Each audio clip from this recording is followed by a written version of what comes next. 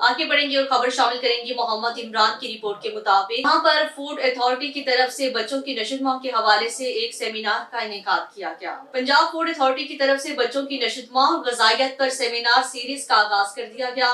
Government model boys higher secondary school Layyah में बच्चों की बेहतरीन ग़िज़ा पर सेमिनार का इनेकाद हुआ। डिप्टी कमिश्नर लिया खालिद परवेज की बतौर मेहमान खुसूसी सेमिनार में शिरकत। सीओ तालीम Shaukat Ali Sherwani, deputy director operations Punjab food authority Waqarul Hasan Botla, DEO तवक्कल Hussain, उस्ताज़ा इकराम, तुलबा और मीडिया नुमाइंदगान ने शिरकत की। डिप्टी कमिश्नर लिया खालिद परवेज ने जिला में सेव फूड गुड्स मुहिम का इफ्तिताह किया।